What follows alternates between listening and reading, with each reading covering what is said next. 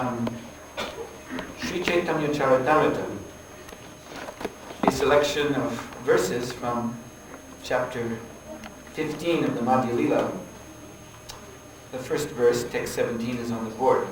This is a very sweet description of the celebration of Janmastami by Lord Chaitanya Mahaprabhu and his associates in Sri Jagannath Puri.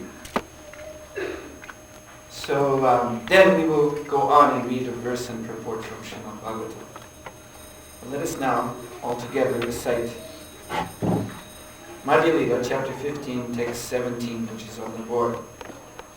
Krsna Janmastami Nanda Mahotsava. Krsna Janmastami Nanda Mahotsava. Gopavesha Haila Prabhulanya Bhakta Shava. Gopavesha Haila Prabhulanya Bhakta Shava. Krsna Janmastami Nanda Mahotsava. Krsna Janmastami Nanda Mahotsava. Gopavesha Haila Prabhulanya Bhakta Shava. Gopavesha Haila Prabhulanya Bhakta Shava. Krsna Janmastami Nanda Mahotsava. Krsna Janmastami Nanda Mahotsava. Gopavesha Haila Prabhulanya Bhakta Shava. Gopavesha Haila Prabhulanya Bhakta Shava. Krsna Janmastami Nanda Mahotsava.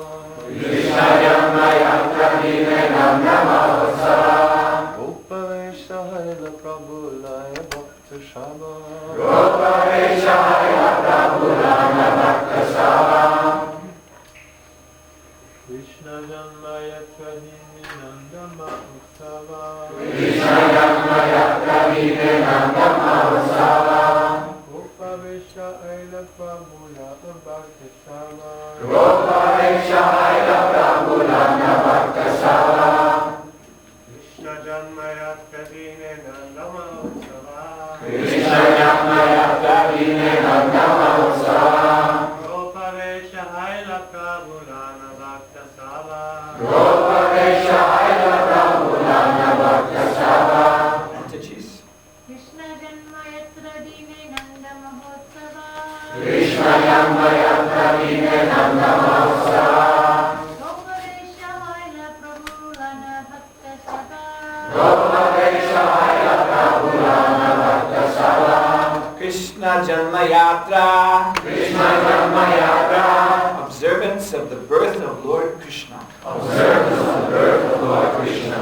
Dine. Dine. On the day of. On the day of. Nanda Mahotsava. Nanda Mahotsava. The festival observed by Nanda Maharaj. The festival observed by Nanda Maharaj. The father of Krishna. The father of Krishna. Gopavesha Haila. Gopavesha Haila. Dressed himself as a cowherd boy. Dressed himself as a cowherd boy. Prabhu. Prabhu. Sri Chaitanya Mahaprabhu. Sri Chaitanya Mahaprabhu. Lanya. Lanya. Taking. Taking. Bhakta Sabha. Bhakta Sabha. All the devotees. All the devotees. Translation. By His divine grace, His Bhaktivedanta Swami Srila Prabhupada ki jai. The devotees also celebrated the festival of Janmashtami, Krishna's birthday, which is also called Nanda Mahotsava, the festival of Nanda Maharaj. At that time, Sri Chaitanya Mahaprabhu and his devotees dressed themselves as cowherd boys. Dade Dugdha Bharasava Nijas Kondikari Mahotsavastani Aila Bari Hori Hori. Having dressed up like cowherd boys, all the devotees carried pots of milk and yogurt balanced on rods over their shoulders. Thus they all arrived at the festival grounds chanting the holy name of Hari. Kananye Kutiya Achena Nanda Veshadhari Jagannath Mahati Honachena Brajeshwari. Kananye Kutiya dressed himself like Nanda Maharaj, and Jagannath Mahati dressed himself as Mother Yashoda. Apani Pratapa Rudra Aramishra Kashi Sarvabhauma Ara Pariksha Bhatra Tulasi. At that time, King Prataparudra was also personally present with Kashi Mishra, Sarvabhauma Bhattacharya, and Tulasi Parichapatra. Inha Sabhavana Prabhu Kore Nrityaranga Dadhi Dubja Haridrajali Bhare Savar Anga. As usual, Sri Chaitanya Mahaprabhu danced jubilantly. Everyone was covered with milk, yogurt, and yellow turmeric water. Adaita kahe satya kahi na kari hakopa lagoda priyahrati para taiva janagopa. It was at this time that Sri Advaita Acharya said, "Please do not be angry. I speak the truth. I shall know whether you are a cowherd boy only if you can wheel this rod about." Tobe laguda lane prabhu piraite lagila bara bara akashe pela lupiya darila. Accepting Advaita Acharya's challenge, Sri Chaitanya Mahaprabhu took a big rod and began to wheel it around and around. Again and again he threw the rod into the sky and caught it when it fell. Shirer opari prishte samukhe dvipashe Padamadye piraya lagura deki lokahase. Sri Chaitanya Mahaprabhu wheeled and threw the rod, sometimes over his head, sometimes behind his back, sometimes in front of him, sometimes to his side, and sometimes between his legs. Indeed, all the people laughed to see this. Alata chakrera praya lagura piraya deki sarvaloke chitte chamatkara paya. When Sri Chaitanya Mahaprabhu whirled the rod like in a circle like a firebrand, the heart of everyone who saw it was astonished. Emoto nityananda piraya laguda ke buchi betanna tuhara gopa bhavaguda. Nityananda Prabhu also played at whirling the rod. Who can understand how they were ecstatically immersed in the deep emotions of the cowherd boys? Prataparudreva Agyaya Padicha Tulasi Jagannatera Prasare Vastra Ekalanya Asi. Following the orders of Maharaj Prataparudra, the temple superintendent named Tulasi brought one of Lord Jagannath's used cloths. Bahu Mulya Vastra Prabhu Mastake Bandhila Acharyadi Prabhura Ganera Parahila. This valuable cloth was wrapped around the head of Sri Chaitanya Mahaprabhu. The other devotees, headed by Advaita Acharya, also had cloths wrapped around their heads. Kanani Kotiya Jagarata Dvidjan Avesha Pilaila Ghare Chila Yaptadhana. In ecstasy, Kanani Kotiya, who was dressed as Nanda Maharaj, and Jagannath Mahati, who was dressed as Mother Yashoda, distributed all the riches they had stocked at home. Deki Mahaprabhu Bada Santosha Paila Mata Pita Jnani Dunhe Namaskara Kaila. Sri Chaitanya Mahaprabhu was greatly satisfied to see this. Accepting them both as his father and mother, he offered them obeisances. Parama Avesha Prabhu Aila Nijagana Yamata Lila Kare Goranga Sundara. In great ecstasy, Sri Chaitanya Mahaprabhu returned to his residence. In this way, Sri Chaitanya Mahaprabhu, known as Goranga Sundara, performed various pastimes. Sri Chaitanya Mahaprabhu ki jai, Sri Janmastami Mahotsava ki jai, Gaur Premanandi Hari. So, as we have just heard, the festival of Sri Krsna Janmastami is most joyous occasion. On this day, the devotees all turn out to celebrate the Lord's appearance, remember his appearance, reenact his pastimes. And in this way, they experience great happiness. But in Krishna consciousness, our joy, because all these activities are the activities of liberation, so being liberated from the modes of nature, such festival as this is always joyful. But our joy must be properly directed. And that is why we have to hear the philosophy of Srimad Bhagavatam. Because being carried away by joy, yet at the same time not being very well versed in our philosophy, not knowing what is proper and what is improper, that very joy may be the cause of our deviating from the strict path of Krishna consciousness. One who becomes very joyful, very jubilant, can also become careless. This is the danger. Thinking I'm liberated, experiencing the bliss of liberation, then one thinks, perhaps, again, if his intelligence is not sharp from philosophy, then one thinks being liberated means I can do any damn thing. And that's where all the trouble starts. So, therefore, let us now hear the philosophical significance of Lord Sri Krishna's appearance in this material world. We're reading from the Srimad Bhagavatam, Canto 2, Chapter 7, which is entitled Scheduled Incarnations, text 26. I'll go through the Sanskrit quickly. Bhume suretara varutta vimarditiyaya klesha varyaya kalaya sita krishna kesha jata karishyati jananu palaksha marga karmani chatma mahimani bandhanani. Please repeat. Bhume, of the entire world. Sura Ittara, other than godly persons. Barutta, soldiers. Vimarditaya, distressed by the burden. Klesha, miseries. Vyavaya, for the matter of diminishing. Kalaya, along with his plenary expansion. Sita Krishna, not only beautiful but also black. Kesha, with such hairs. Jata, having appeared. Karishyati, would act. Jana, people in general. Anupalaksha, rarely to be seen. Marga, path. Karmani, activities. Cha, also. Atma Mahima, glories of the Lord Himself. Upani Bandhanani, in relation to. Translation and purport by His Divine Grace, His Bhaktivedanta Swami Srila Prabhupada.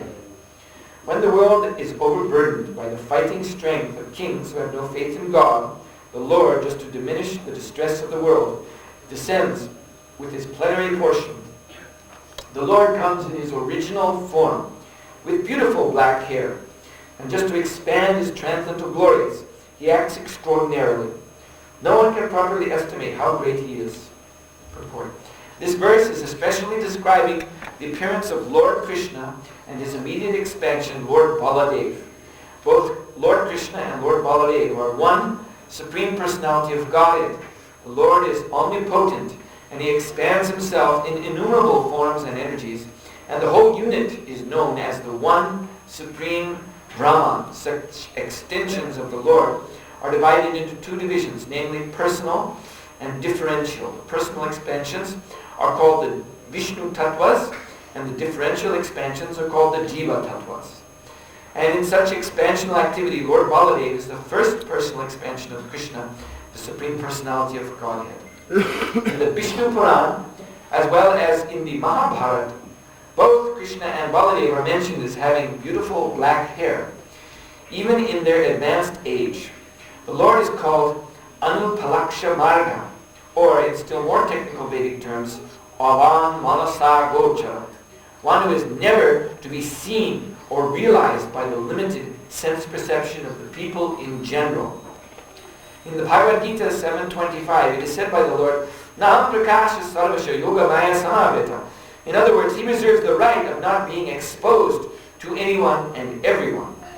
Only the bona fide devotees can know Him by His specific symptoms. And out of many, many such symptoms, one symptom is mentioned here in this verse, that the Lord is Sita Krishna Klesha, or one who is observed always with beautiful black hair. Both Lord Krishna and Lord Baladev have such hair on their heads. and thus even in advanced age, they appeared like young boys, 16 years old. That is a particular symptom of the personality of Godhead. In the Brahma Samhita it is stated that although he is the oldest personality among all living entities, he always looks like a new, youthful boy. That is the characteristics of a spiritual body. The material body is symptomized by birth, death, old age, and diseases. But the spiritual body is conspicuous by the absence of those symptoms. Living entities who reside in the Vaikuntha Lokas, in eternal life and bliss, have the same type of spiritual body without being affected by any signs of old age. It is described in the Bhagavatam Canto 6 that the party of Vishnu Dutas, who came to deliver Ajamil from the clutches of the party of Yamaraj, appeared like youthful boys, corroborating the description in this verse. It is ascertained thus that the spiritual bodies in the Vaikuntha Lokas, either of the Lord or of the other inhabitants, are completely distinct from the material bodies of this world. Therefore, when the Lord descends from that world to this world, he descends in the spiritual body of Atma Maya, or internal potency, without any touch of the Bahiranga Maya, or external material energy. The allegation that the impersonal Brahman appears in this material world by accepting a material body is quite absurd. Therefore the Lord, when he comes here, has not a material body, but a spiritual body.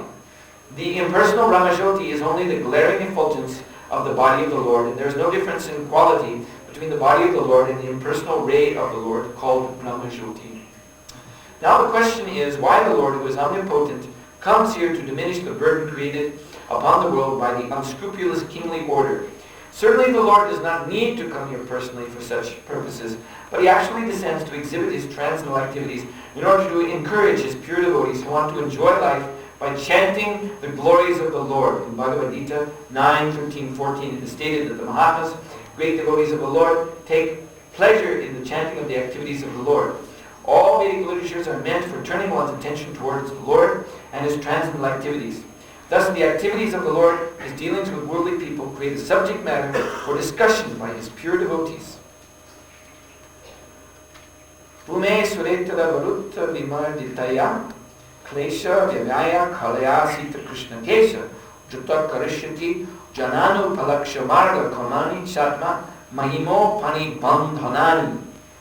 When the world is overburdened by the fighting strength of kings who have no faith in God, the Lord, just to diminish the distress of the world, descends with his plenary portion. The Lord comes in his original form with beautiful black hair. And just to expand his transcendental glories, he acts extraordinarily. No one can properly estimate how great he is.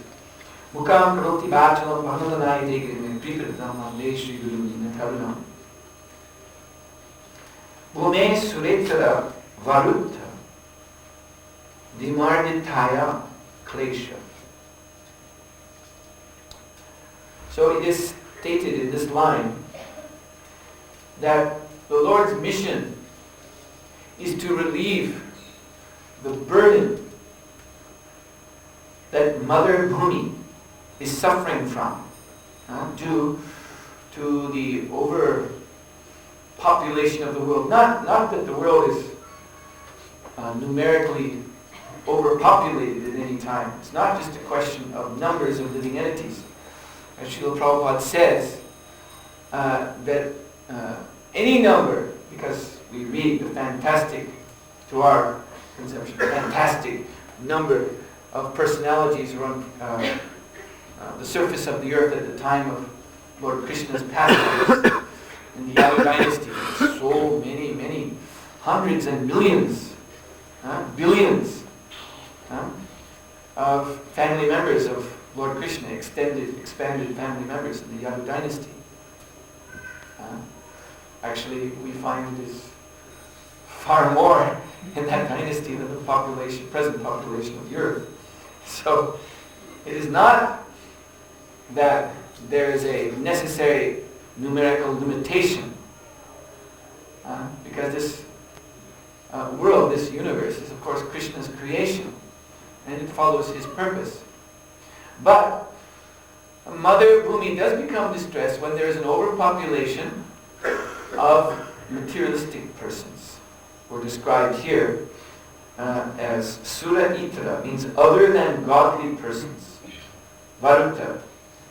They're soldiers. They're very much engaged in building up a massive and aggressive military force so that they can execute their plans, their purpose, their idea of what civilization is supposed to be.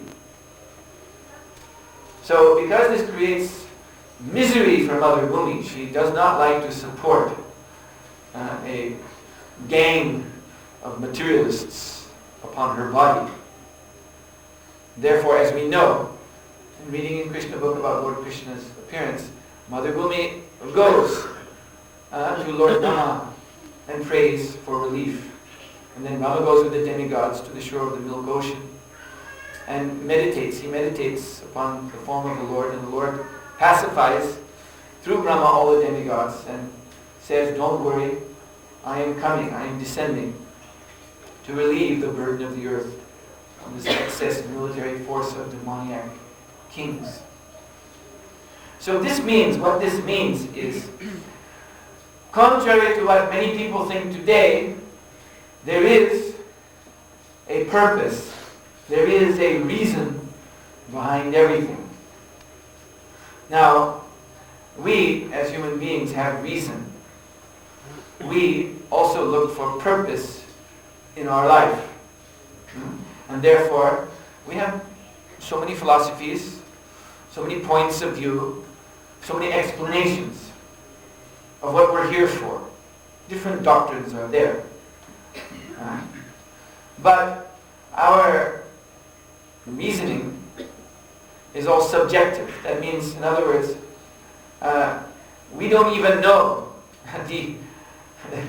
the shape of this universe. We don't know its limits. We don't know how it came to be. We don't know how it is maintained. We don't know the future of this material world. Our knowledge is very, very, very limited.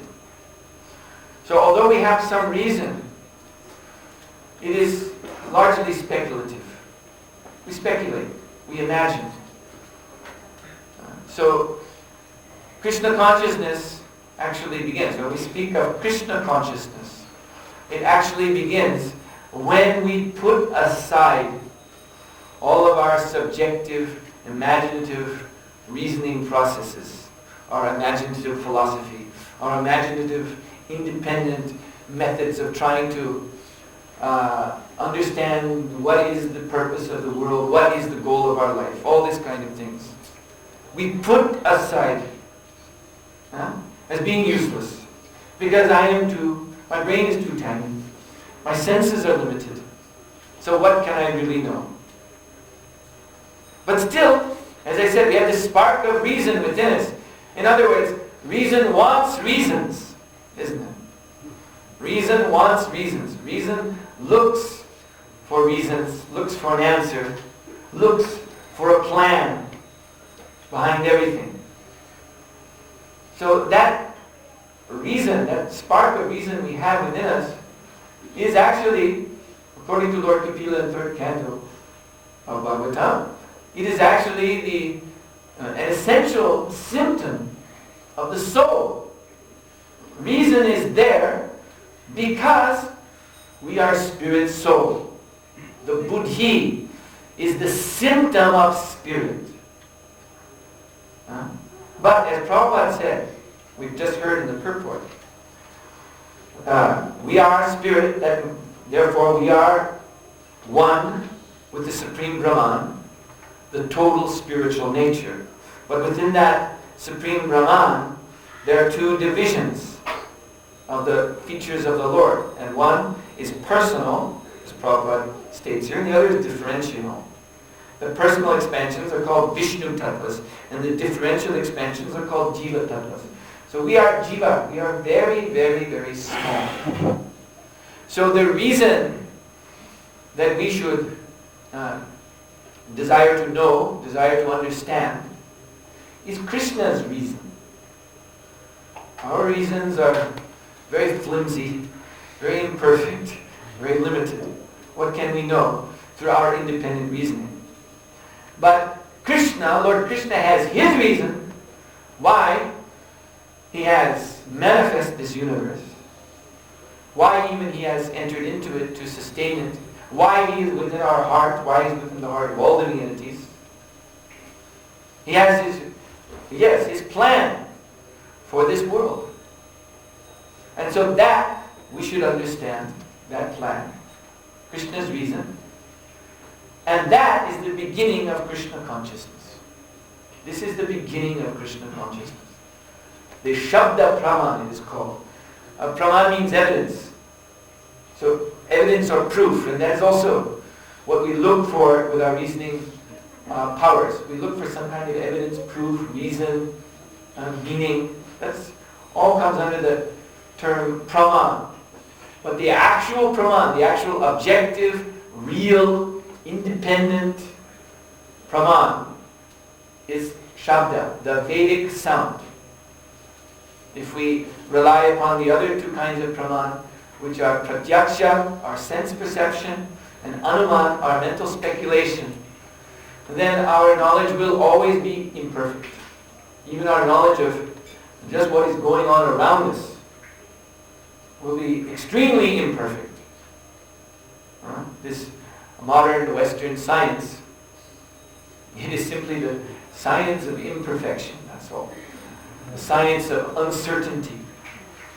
And this, the scientists themselves, when you ride them home, when you ride their doctrines home, and they get backed up against the wall and they are forced to be honest, then they admit this. Actually, we're not sure. One big philosopher of science, he said that it may be so that all scientific theories are false from the very start, and we just don't know it.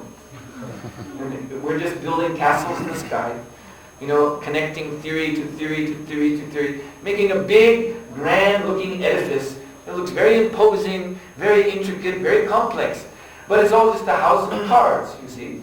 Just a big illusion. So the scientists actually admit, yes, for all we really know, that's all we may be doing. It's just creating castles in the sky. And that is a fact. If one relies upon Pratyaksha and Anuman, then his knowledge has no solid foundation. And this is what we call Maya. Quite simply. Illusion. Maya, it looks like reality. That's the meaning. Maya. Not this. In other words, this is not reality. It looks like reality. That's the power of Maya. She displays something that looks real, but Maya is not. This is not reality. This is illusion. So the actual reality, the actual real reason behind everything, that is conveyed through the Sabda Praman, the evidence of the Vedic sound. So the Vedas are given by the Adikavi, Lord Brahma. He is the first sage of the Vedas. Swayambhu. He is firstborn or self-born. He's not born from the womb of a mother. He's directly born from the navel of Lord Vishnu. Vishnu is his father. So Brahma is actually the son of God. As you've all heard this expression. The son of God is Lord Brahma. Actually, we're all sons of God, but Brahma has come directly from the lotus navel of Vishnu in the very beginning. He's the first living entity. And he is directly initiated. He becomes the direct disciple of Lord Vishnu and receives from Lord Vishnu the perfect knowledge, the Vedic knowledge. When we use this term Veda, Veda does not mean some kind of collection of books coming from India. That's not the meaning of Veda. Veda is not like there are Christian scriptures and Muslim scriptures or this or that scripture, and therefore the Vedic scriptures, which are some Hindu scriptures or Indian scriptures. No, that is not the meaning of the word Veda. Veda doesn't mean that. What does Veda mean? Veda means certain knowledge. Veda doesn't mean imaginary knowledge, hypothetical knowledge, guesswork knowledge. Veda means certain knowledge. That is Veda. So, this certain knowledge, this certain reason for this world is given in Veda. And Lord Krishna, in his Bhagavad Gita, which is the essence of all Vedic knowledge, as we say, Vitani Chacha Yenapi Bhakti Bhavina Chetasa Veda Shastra Puranani Tanani Tani Sarvasha. By studying the Bhagavad Gita, then one can learn, just from this one book, 700 verses which are spoken by the supreme authority, Bhagavan Sri Krishna, then one can learn the essence of all Vedic knowledge. So, Lord Krishna, he says in 3rd chapter of Bhagavad Gita that Prajashrishta, that in the very beginning of creation, Sahayagya Praja Shrishta. So Praja refers to Brahma. Shrishta means his creation. So when Lord Brahma manifested all living entities, the generations of demigods and human beings, in this way he populated the planetary systems of this universe. Then along with this Shrishta, this creation, he gave Sahayagya. He gave Yagya. Saha means along with, together. Yagya. So Yagya is actually the purpose of this material world. Yagya is the purpose of this human body. Sacrifice. Yagya is the reason there is an earth planet. It is all for sacrifice. So, Sahayagya Prajashishya Purovacha Prajapati. So Purovacha Prajapati, Lord Brahma, he spoke the Vedic knowledge, which transmits this purpose, this reason to everything, which is Yagya. Anena Prashavishtya Dvam Esha Vostu Ishta Kamaduk. That all you living entities, you have come into this world with your desires. Isn't it? To be alive means to have desires. This is how you can check whether you're alive or not. Just make sure that you have some desires. And if you have desires, then you can wipe your brow and say, wow, I'm still alive. Actually, desires are always there. They're not simply products of this body, this material body. Actually, they come from the soul. The soul is eternal. So in whatever body the soul may enter, there will be desires because of the presence of the soul. All you living entities have desires. You want to fulfill them. So, I am giving you this yajna by which you can fulfill all your desires in the most auspicious way. What is that most auspicious way? Well, of course, we have material desires. We desire eating, sleeping, mating, defending. That is natural. This is the energy of the soul projecting through the material coverings, body and mind. And that energy comes out in this way. These drives, these needs for eating, sleeping, mating, defending. And these cannot just be overcome just by, snap of the fingers. Like, all right, I will become Avaduta Roy, the king of the Avadutas, and not eat, not sleep, not mate, not defend. No, it is not by whim that we can conquer over these desires. It is by yajna that we can conquer these desires. And yajna means Vishnu. And Vishnu's mode of existence, that mode that he controls, is sattva guna. So to perform yajna means to come to the sattvic stage of life. And in the sattvic stage of life, all of life's desires can be satisfied. Even these material desires, but in a pure way, in a way which does not breed karmic reactions. It is the platform of liberation. Constantly performing, living one's life for sacrifice is the platform of liberated activity. So that is the actual purpose of everything, and that is the actual standard of human civilization. Anything that falls short of this, Lord Krishna says in the previous verse, Yajñarta Kramanonyatra Lokayam Karmabandhanam. If one is not situated in this yajna, then one's activities will karmabandhana. They will yield in bandha, means bondage. And bondage is not meant. It is actually, one is in the human form of life. This is very important to understand. The human form of life has a mission, and that mission is liberation. That mission is liberation. It is not to prolong the material existence. It is not to earn a new stock of karma. We have been cycling through this samsara, the cycle of birth and death. Janma, mrityu, jara, vyadhi, dukkha, dosham, dharma, suffering, birth and death, old age, disease, repeatedly, because of a long-standing stock of karma, which are accumulated in the heart since time immemorial. The beginning cannot be traced out. But now, some or other, not worrying about all that, the origin of the jiva question and all that stuff, which is not really going to help us, as we know from Srila Prabhupada. What is going to help us is properly utilizing this present body that we have now, this human form of life in yajna. And if we do not properly do that, then we will earn in this human form of life another heavy load of karmic reactions, karma bija, seeds. Karmic seeds will be implanted in the heart, and these will have to fructify in future lifetimes. And that is a great tragedy. That is a great tragedy. That after such difficulty, such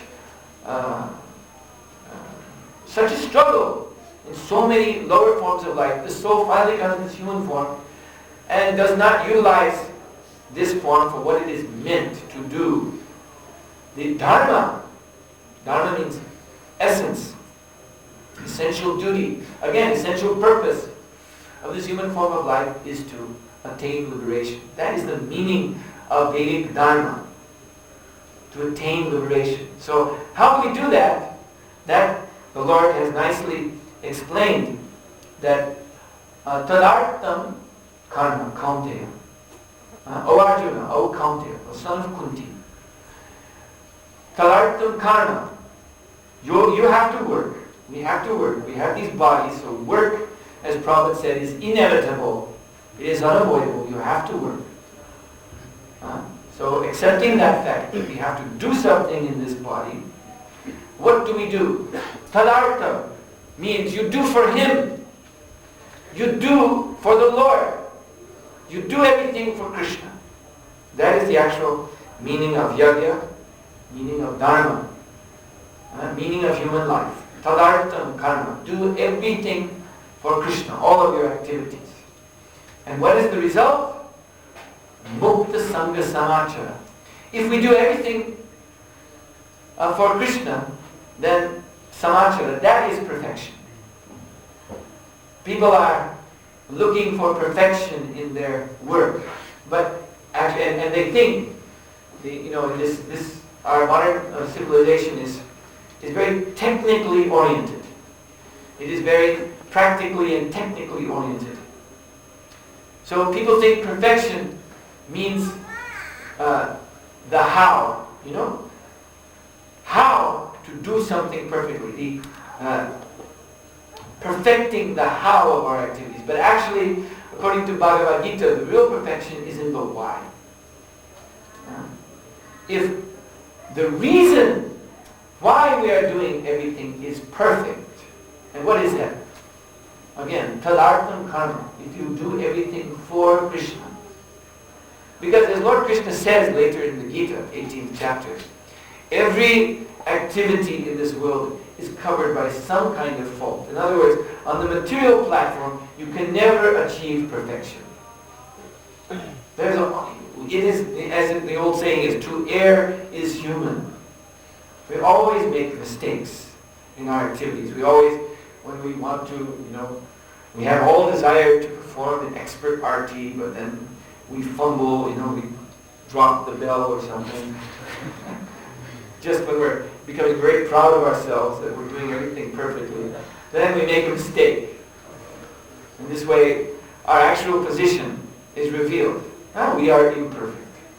Our senses are imperfect. We are subject to making mistakes. That is natural for us. So we cannot hope in this artificial, technical way, by splitting hairs more and more and more and more and more, to come to some standard of mundane perfection. Not possible. But what we can do is do everything for Krishna. And that, samachara, is perfection. And what is the result of such perfectional activity? Mukta Sangha. The Lord says that then one is liberated from all contamination. That's one explanation of the term Mukta Sangha. To be Sangha refers to impure association, unwanted desires, these material desires, this material attraction. Mukta, one becomes liberated from it. Another understanding of this term is that Mukta Sangha is a name of the Supreme Lord Himself. So if we follow the Lord's instructions, if we do everything for Him, then we are always associating with Him. And that is our perfection. So either way, both explanations are correct. So this Mukta Sangha, attaining liberation through one's activities, that is actual dharma. That is the true definition of dharma. Now dharma, as you know, it has many meanings. Generally it is translated as religion, and people talk of Hindu dharma, or even Christian dharma, this dharma, that dharma. Dharma also means occupation, our duty in life. Dharma also means virtue, goodness. Dharma means essence. But here, Bhagavatam says, Dharmasya hi appavargasya. This is the most comprehensive definition of dharma. And this is Krishna's own definition of dharma. Dharmasya hi appavargasya. Dharma is that, the literal translation. Dharma is that which nullifies the vargas. Dharmasya hi appavargasya. Dharma is that which nullifies the vargas. So what are the vargas? What does this term refer to? Varga in Sanskrit. So varga means the ways of material life. Also our motivations, what we aspire for in our material life. These vargas are the cause for our moving on from body to body to body, remaining entangled in material existence, remaining victimized by birth and death. It is because of these vargas. And so Queen Kunti, for instance, she explains 4 such vargas. Janma, Aishwarya, Shrupta, Shrivir. That we think that it is very good to have a nice birth, Janma. And in Kali Yuga, of course, everybody thinks their birth is the nicest. This is the tendency in Kali Yuga. Previously, there used to be some understanding that there are higher and lower births. But now, Kalo Shudra Sambhava, everybody in this age is born not better than Shudra. Everyone is born in the lowest category. But due to the rampant false ego at this time, everyone is thinking, no, my family is best, my nation is best, my community is best. You see? Even if one is born in a family of thieves, that is the best in Kali Yuga. One's very proud, yes. I am born in a family of thieves, we are the best of all. In fact, I was telling the other day, from history of Kali Yuga, the thieves and rogues become the leaders, just like that Alexander the Great. So when I learned about Alexander the Great, when I was in school, I can remember that. He was supposed to be a very important figure in history, in Western history. Alexander the Great. He conquered such a huge empire from Greece to the borders of India, all of Jerusalem and the Middle East and Persia. All of this was conquered by him in a very short time. So he was considered a very great man. But there's this story from history about him. Because he was king, he was in the position of king, therefore he must administer justice. So a thief was brought before him. And so the accusation was read. This person, he's a thief, he stole other people's property, but he was caught. Now he has been brought before the king for judgment and punishment. So Alexander, he turned to the thief and said, so you understand that you're a criminal? By committing these deeds, this thievery? You understand? That means you're a criminal. And the thief said, no, I don't understand. And Alexander was caught off guard because he thought, it's obvious. If you steal, it means you're a criminal. Why can't you understand this? Well, Your Majesty, I don't see any difference between you and me. Because you're ridden all over the world with your army, stealing away people's lands. So you're just a big thief. I stole a few cucumbers, but you stole empires. So why am I punishable? You're the king. By stealing, you have become the emperor. You're sitting in that throne by thievery, and you're going to judge me. So then Alexander, he thought, oh, actually he's right. All right, let him go. Let him go. So this is morality in the Kali Yuga. There is no standard. Everyone is just thinking, I am the best, my heritage is the best, my activities are the best. That's all. That's all they can understand. Completely ignorant. So anyway, we aspire like this. We think that to be born in a good family, to be born in the Benelux or whatever, that is a very good birth. So we like this.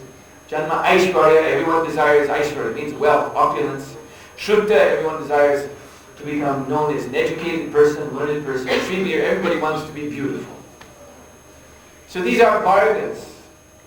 And in what is known as mundane dharma, the non-Vedic dharma, Prabhupada, in explaining dharma, he differentiated. He said the real Vedic dharma means this, dharmasya hyapavargasya. It means all occupations are aimed at liberation and nullifying these vargas, at getting free of janma, aishwarya, shukta, shrivi. Nullifying them. How do you nullify them though? Not that you blow them up with dynamite. No. If you engage them in Krishna's service, that's how they're nullified or overcome. So if you have good birth, if you're a respected person, just like, Prabhupada, he understood this very well, that in this Kali Yuga, although India is known as the Janma Bhumi, or Punya Bhumi, it means it is the land of piety. Among all lands in the world, India is the Punya Bhumi, a land of piety. So to be born in India is most fortunate. That is confirmed by Sri Chaitanya Mahaprabhu. One who takes his birth in India is already very, very fortunate. But in the Kali Yuga, the Indians think that the Western culture is superior. To be born in West, that is a very nice birth. We are most unfortunate. We were only born in India. Prabhupada many times used to say, Indians have now gone begging. They've gone begging the Westerners for their culture, being ashamed of their own culture. So Srila Prabhupada, I remember I attended his Bhagavad Dharma discourses in 1972 in New Vrindavan, 7 days, in which Srila Prabhupada was explaining Dharma. What is Dharma? Very brilliant, very illuminating lectures. So he said, therefore I have single-handedly come to teach what is real Dharma. In India they have lost it. He very boldly said that. In India, they have put aside their own dharma, their own culture, and are begging from the West. Therefore, I have single-handedly come to teach the real dharma, and this is it. Dharmasya hi apavargasya. To become free of these vargas. But in the mundane conception, material religion, these vargas are considered to be very good. These are actually the goals. To get a good birth, to get opulence, wealth, to get nice education, to be recognized as learned, to be very beautiful. You see, mundane people think, these are the proper results of dharma, pious activity. But no! Again, what is this really? Janma, mrityu, jara, vyadhi. These four so-called desirable things, they ultimately reduce to birth, death, disease, old age. That's all. This is not nice. Dukkha, doshana, darshana. One in knowledge sees that this is suffering. This janma, shrutta, shriva is actually suffering. So it must be overcome. So Prabhupada explained, in the mundane dharma, so-called Hindu dharma or materialistic version of varnashram dharma, there is not this knowledge of liberation. The brahmanas do not actually teach. They do not actually value liberation. Rather, Prabhupada, in these Bhagavad Dharma discourses, he very interestingly revealed what the brahmanas teach. What they learn is Ayurveda and astrology. Because the lower caste, the Kshatriyas, Vaishyas and Shudras, all they're concerned about is to be healthy and to know what the future will bring. See? So therefore, it's very nice to have brahmanas around. You see, when you feel a little sick, you can go to the brahmana, he will prescribe some Ayurvedic cure, you'll feel better. And when you want to know what's around the corner of time for me, will I become wealthy, will I become this or that famous? And then the brahmana can do a horoscope and say, oh yes, very nice, very nice. You will meet a tall, dark man, and your future will change. For the better.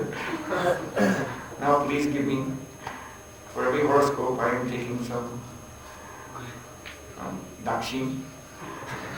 So in this way the brahmanas are living by catering to the materialistic desires of the uneducated people, lower classes of people. And so, or Prabhupada also, he explained this religion conducted by brahmanas or priests, which is based on just praying for bread, going to temple or church and praying for bread. So Prabhupada said, this is not the human standard.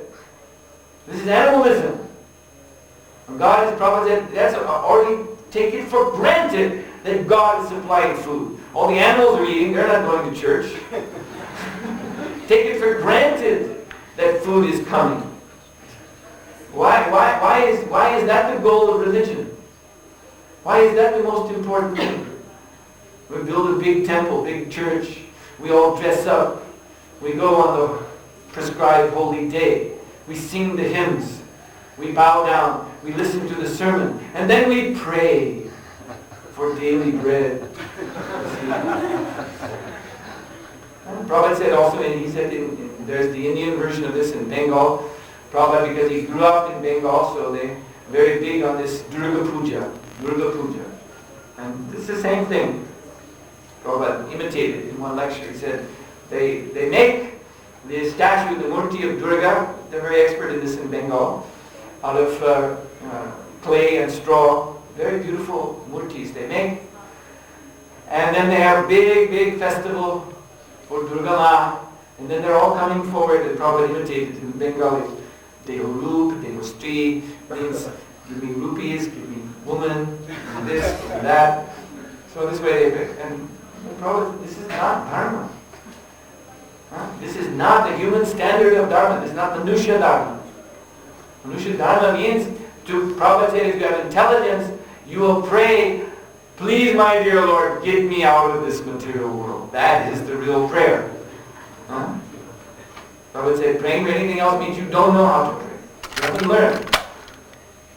So that only real Brahmins can teach. Real priests, real knowers of Veda, knowers of scripture. Only they can teach this.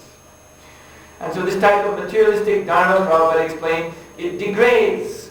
It degrades finally to what we know as this Western Mleccha Yavana civilization, which, as Prabhupada very brilliantly pointed out, is dedicated to liberation by machine.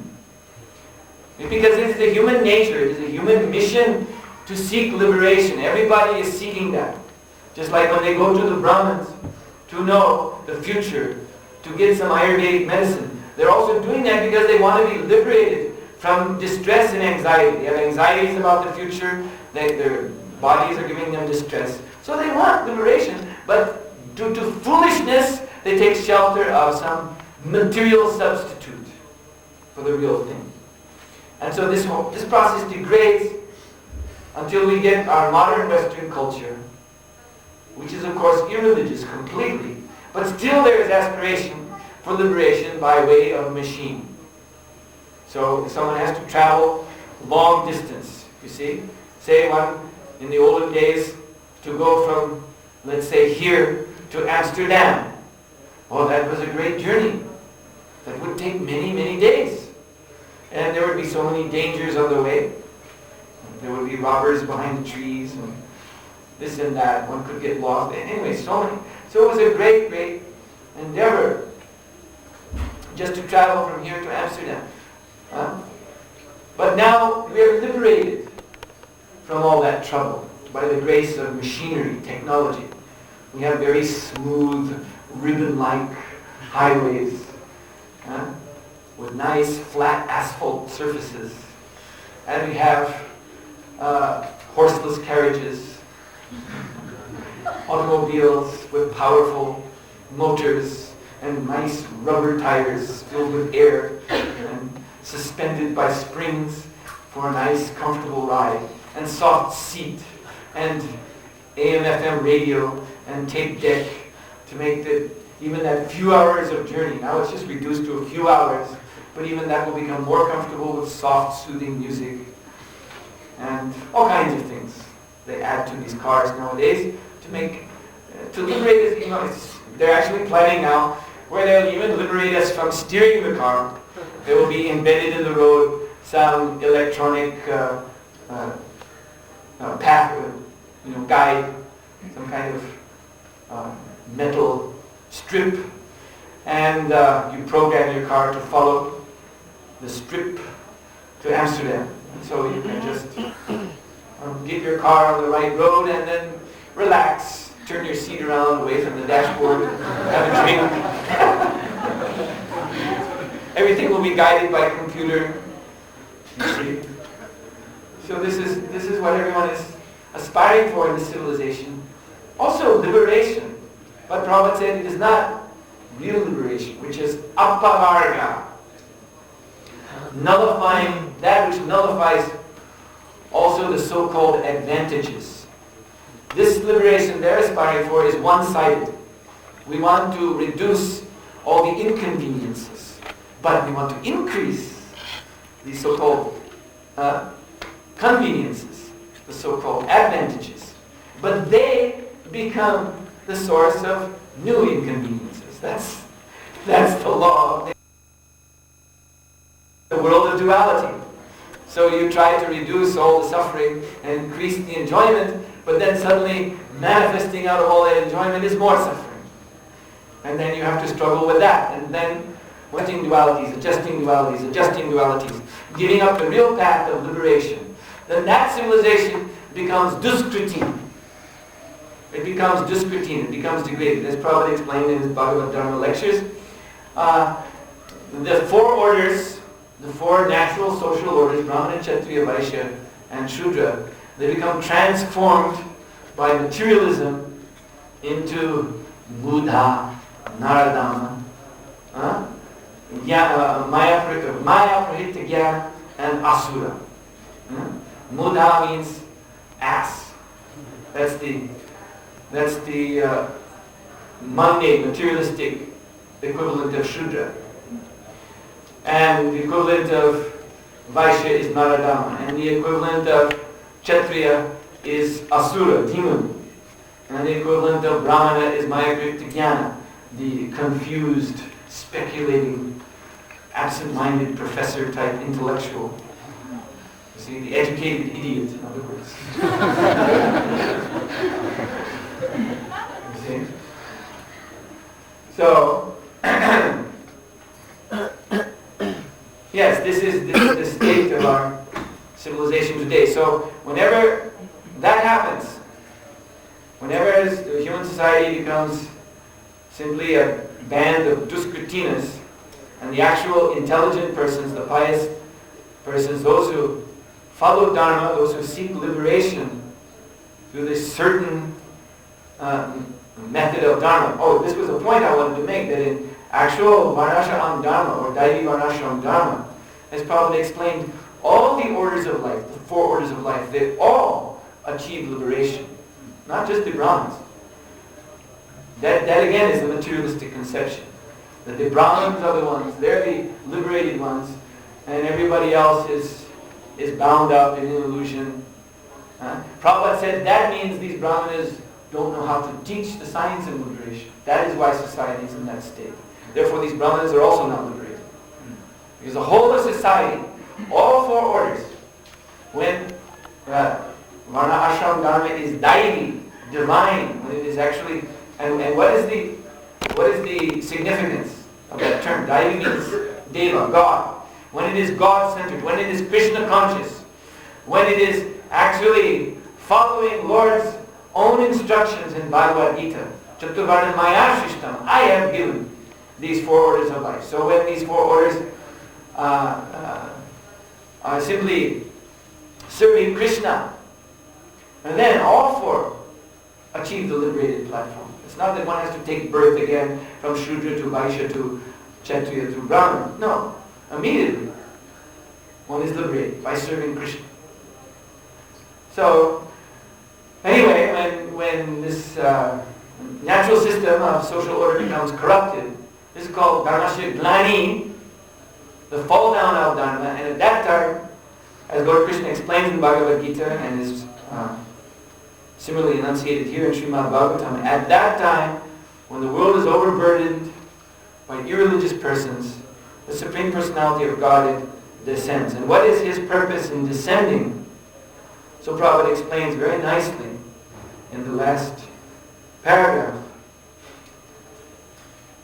Certainly the Lord does not... now the question is why the Lord, who is omnipotent, comes here to diminish the burden created upon the world by the unscrupulous kingly order. Certainly the Lord does not need to come here personally for such purposes. But He actually descends to exhibit His transcendental activities in order to encourage His pure devotees who want to enjoy life by chanting the glories of the Lord. In other words, the Lord, when Mother Bhumi prays to Brahma and Brahma comes with the demigods and prays to the Lord, please do something to relieve the burden of the earth, then the Lord, He takes advantage. You see, He takes the opportunity. On the plea of that, He comes to fulfill His own mission. Now, in fulfilling His own mission, of course, automatically, then the world situation is rectified. The demon Parijanaya, Sadhanam, Vinasaya, Judushkritam, all the demons are killed, and the saintly persons are delivered from their oppressive rule. That happens. But actually, the Lord comes to display what He calls, elsewhere in Bhagavatam, Mama Virya Samvidu. My glorious, my powerful virya. Virya means His activities of great power, or very wonderful activities, which are transcendental. His Leela. He comes to display His Leela. And therefore, Satam Prasangam Mama Virya Samvido. These pastimes that the Lord displays when He comes, they are the subject matter of hearing and chanting for the Satam, for the devotees. Those persons who are attached to Krishna. Those persons who are attracted to Krishna as He is the Supreme Personality of Godhead. Who love Krishna. then they love to observe and participate in the Lord's pastimes, and they love to glorify them. So this Leela becomes a subject matter of saintly persons. Satam prasanga mama. Virya samvedo. And when these saintly persons, these Mahatmas, Prabhupada refers to Bhagavad Gita 9, 13 and 14. When these Mahatmas chant the glories of the Lord, then Bhavanti Hrit Karna Rasanaya Katha.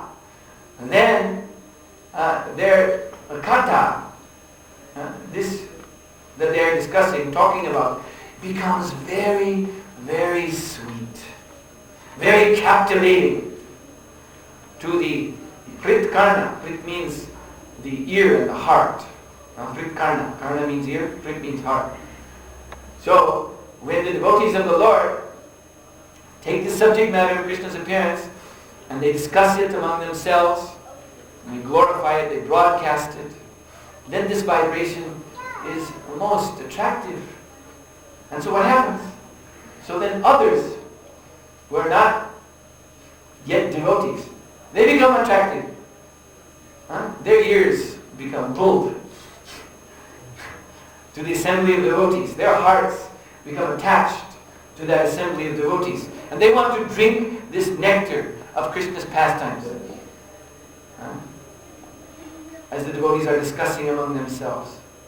They want to drink it. And then, what is the result of that? The result of that is that real Dharma becomes manifest. Tad Joshana. Asu Appavargasya Vartmani. This is the way that this Appavarga Vartmani, this means the path of Appavarga, we've already explained, Dharmasya hi Appavargasya. Real Dharma means this Appavarga, this ending of all the Vargas, of all the, even the so-called good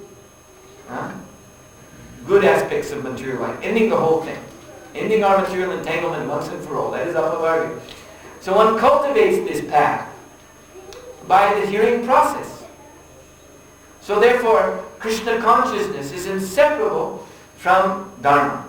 You cannot practice Dharma. There is no such thing as Dharma without Krishna consciousness, without Krishna Katha, without hearing about and discussing the Lord's pastimes. And this is the reason why He has descended on this day. This is the reason for Janmastami. This is the actual reason. The Lord came so that we could talk about Him. So that we can remember Him. So that we can taste the nectar of this transcendental kata, transcendental narrative. And thus advance on the path of real Dharma. And this advancement means, the conclusion is, Shraddha Bhaktir Bhaktir Anukramisya.